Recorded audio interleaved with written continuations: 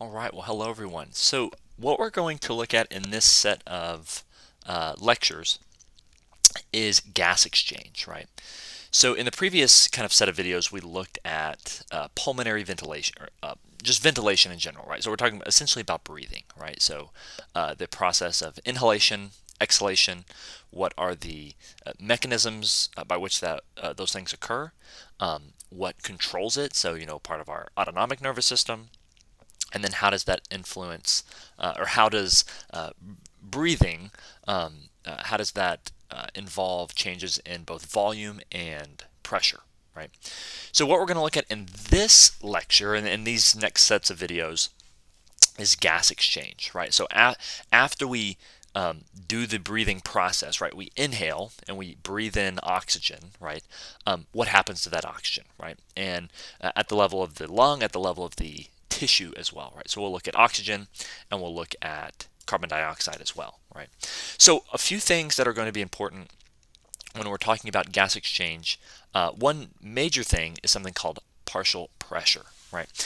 The partial pressure is simply the pressure exerted by one particular gas, right? And so the ones that we're going to talk about are going to be oxygen and carbon dioxide, right? But know that there are other gases in our atmosphere and other gases that enter our lungs as well. But the ones that we're going to talk about in the context of gas exchange, right? So moving between the lungs and the blood and moving between the blood and the tissue, that'll be oxygen and carbon dioxide, right? Now, total, the atmospheric pressure, and we talked about atmospheric pressure in the last set of videos when we did ventilation physiology. We talked about atmospheric pressure, and this is the pressure of the air in the atmosphere of all the different gases at sea level, right? And at sea level, it's 760, right? So there's an atmospheric pressure everywhere, but at sea level, it's 760 millimeters of mercury, right? And so this will change depending on your geography, like so where you live. If you go on vacation somewhere and you go to a higher elevation, right, you may notice respiratory changes, right? And so this 760, it's a sum of the total pressures of all of the different gases in the environment, right? So each of those gases will exert its own partial pressure, right? And all those together cumulatively at sea level add up to 760, right? And so we, again, remember, we ourselves, we are not changing the atmospheric pressure. We're changing things like intrapulmonary pressure or intraalveolar, which is the pressure inside the lung, relative to atmospheric pressure, right? And so when we inhale, it moves one direction. When we exhale, it moves another, right? And then just another thing to consider is the fact that even though we're going to talk about oxygen and carbon dioxide as being kind of the main gases, the primary gas that we have in our atmosphere is nitrogen, right? So more than 70% of our atmosphere in terms of total composition is actually nitrogen, okay? So for these partial pressures, as we'll see, the gases are going to move according to this kind of pressure gradient, right? So again, moving from high pressure to low pressure, just like we talked about in our last part, okay? So there's another law. We talked about Boyle's law in the last set of videos, and that was the relationship between pressure and volume, right? So as you increase the volume, you decrease the pressure, and then vice versa.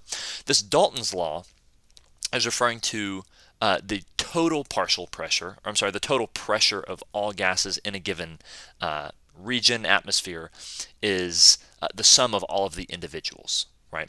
And so you can look at, if you look at this graph on the right side of the screen, you can see the relative percentages of each of those kind of four gases that were shown on the last slide. So nitrogen, oxygen, carbon dioxide, and water, and their relative percentages, right? Their relative abundance, right?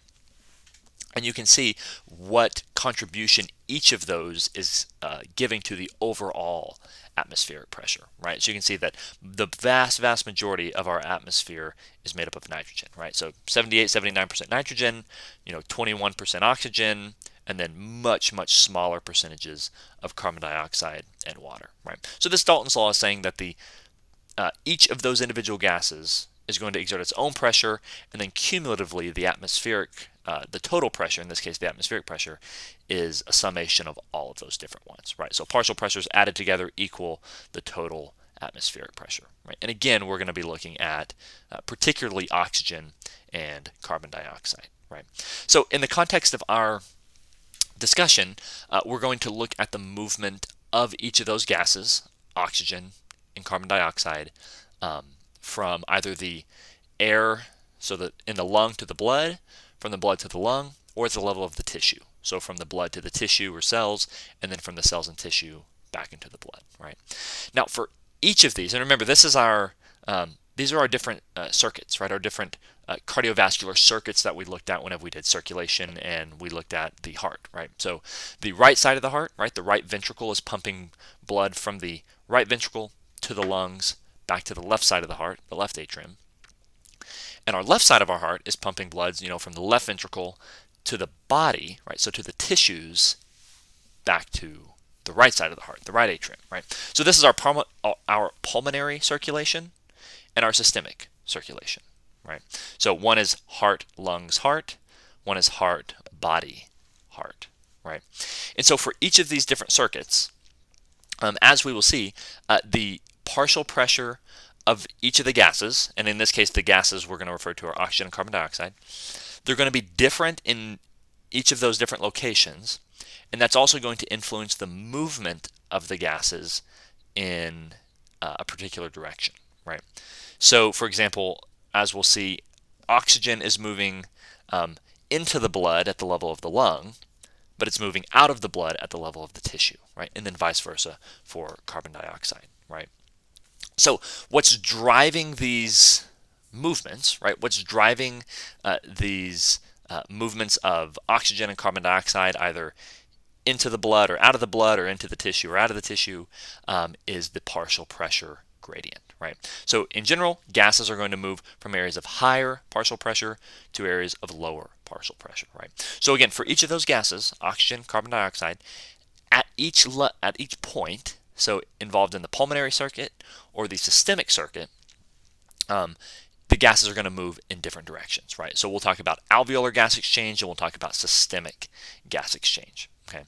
Now there's a few additional terms to kind of be familiar with, or other concepts. One of these is called Henry's law, and this is essentially referring to the solubility of gases at a given temperature. And so partial pressure of the gases in the air. We won't talk as much about this term, the solubility coefficient. This is a constant, and it depends on the interaction between the molecules in the gas and the liquid. But we're going to be primarily involved with this partial pressure, right? This partial pressure, the movement of the gases from one region to another, right? So in this case, again, gas solubility, Henry's law, gases vary in their solubility in water. Carbon dioxide is 20 times more soluble than oxygen. Nitrogen is about half as soluble as oxygen. So as we will see, these gases that have lower solubilities, they're going to require larger pressures, right? Because they're not as, so in other words, how willing, if you will, that's not the best term, but how willing is the gas to dissolve? If it has a low solubility, there needs to be a higher pressure or a larger pressure to move and drive and force that gas into the liquid, right? And so that liquid is the blood, or that liquid is the maybe the interstitial fluid, something like that, right? So as an overview of gas exchange, right, this is what we're going to look at. We're going to look at our pulmonary circulation, so heart, lungs, heart, and our systemic circulation, so heart, body, heart, right? And again, for each of those, consider the pressure of each gas, oxygen, carbon dioxide. Where is it highest, right? So for oxygen, or for pulmonary circulation at the level of the lung, which gas has a higher partial pressure in the blood and which one has a higher partial pressure in the alveoli? And then same thing for systemic, right? So when we get to the level of the tissue, in the tissue, which is higher? Which partial pressure is higher, oxygen or carbon dioxide? In the blood at the level of the tissue, which is higher, oxygen or carbon dioxide, right? Asking yourself these questions will help you when you're thinking about the movement of the gases from one region to another, right? So let's stop here. In our next part, we will pick up and we will talk about pulmonary gas exchange in particular, and then we will look at systemic gas exchange.